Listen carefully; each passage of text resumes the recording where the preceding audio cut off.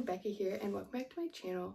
Today I am going to be sewing up the Baby Booties from Lowland Kids, and today I will be doing the reversible option. And I'm just going to start by prefacing I am sewing this up with my little assistant here, so if you hear any heavy breathing or snorting or a little bit of whimpering, that is why.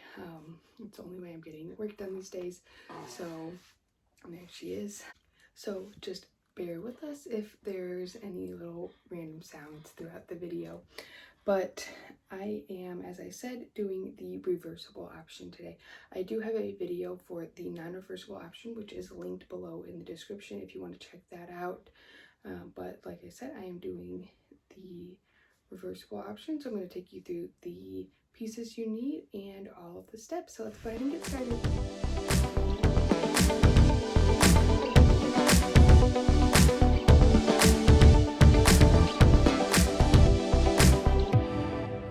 Right, to get started, I'm just going to talk about the pieces that we need. Everything you see here will be doubled. I'm only going to show you one booty because all of the steps are exactly the same for both booties. So there's really no need to go over that as it'll be very repetitive. So you're going to need two of your back pieces, which is this piece here. It's going to look like that.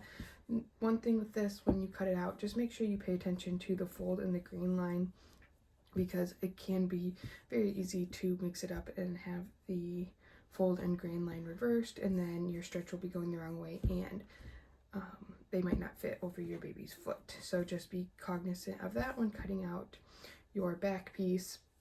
And then since I'm doing the reversible, I wanted it to be different on each side, so I'm gonna have the bottom here and then the front in this tan furry fabric, and then I also have the same piece in this purple waffle knit.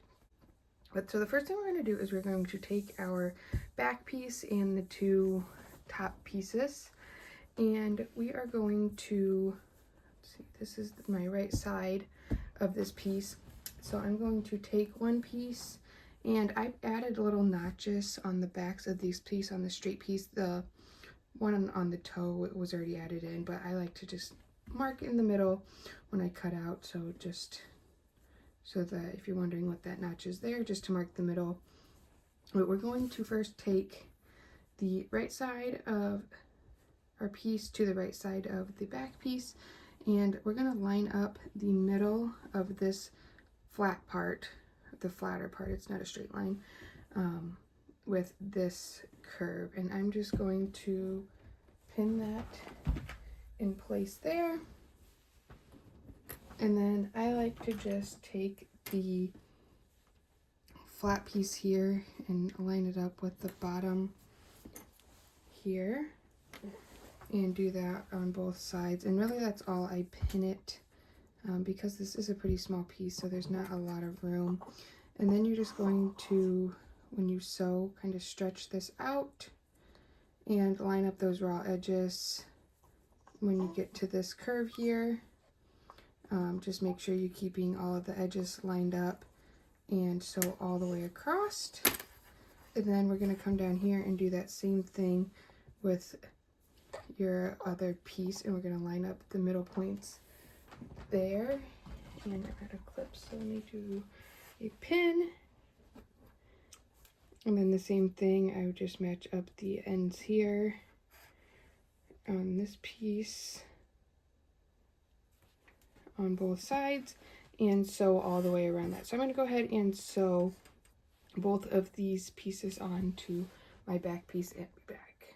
Alright, so once you have those sewn on, it's going to look like this. It looks a little bit goofy, but that is okay.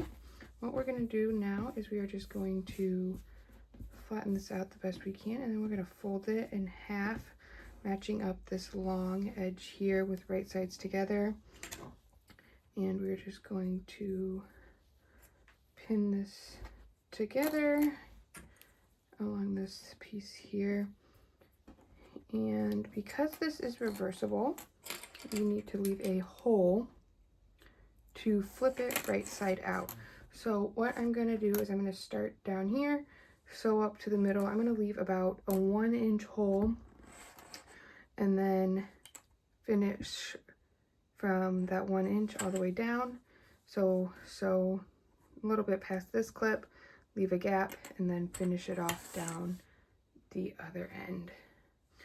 All right, so once you have that sewn up, you can see right here where I left this hole. This is going to be where we pull it through to flip it.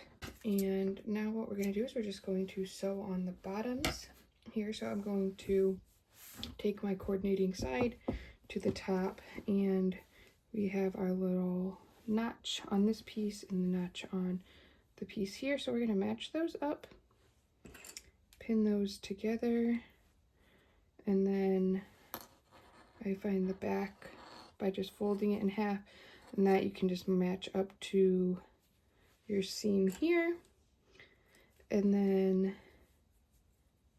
just finish pinning around. And the one tip I like to share here is that the curves on these are really small, and especially if using a serger, it can be kind of hard to get that to have a nice curve. And the best way to do it is to lower your stitch length. I like to put it at about a 2.5, just because with the shorter stitches it gives you more room to turn. It doesn't go through as fast. So just do a couple stitches, and you may have to pick your presser foot up and pivot it and rotate. The same thing with picking your presser foot up on a regular machine. If you're doing that, you just want to make sure you keep pivoting around that toe to get a nice clean curve in there. But what you're going to do once that's pinned on is you're just going to sew all the way around this to complete a full circle, and then you're going to do the same thing on this side here. Match up those points, and then find your middle back point here and pin all the way around and sew that up. So I'm going to go ahead and finish pinning this and sew both of these bottoms on, and I will be back. All right, once you have those bottoms sewn on, we are basically done. All we're going to do is we're going to take our hole and just flip this right side out, pull it through there. As I do this, I like to kind of shape the foot of the boot and then pull through the other side.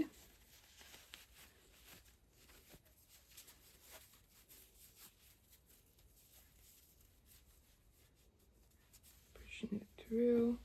So then now your boot is going to be like this, and all you're going to do is you're just going to now take it and push it inside of here, and you can kind of play with it and fiddle with it to make it lay nicely. To line up those edges.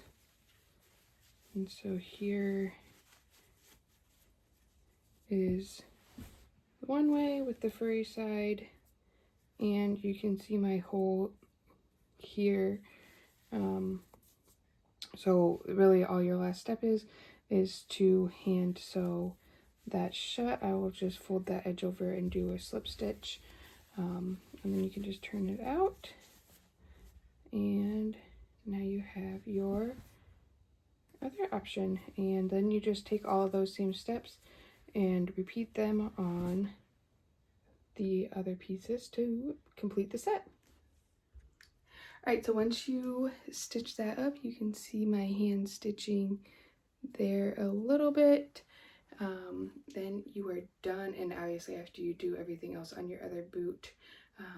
One thing I will say, when you do your hand stitching, just be careful not to accidentally go through and get another piece. I somehow had it hooked to the bottom of the boot, so it was not laying correctly. So just be cautious. It might be better to even do it when it's opened up. It just makes it a little bit easier. But other than that, you are done, and they are super cute. And now that I just took it apart, I'll have to put it back together.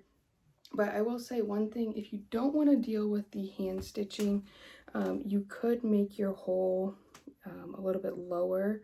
So you could stitch about 1 inch and then leave your gap down here.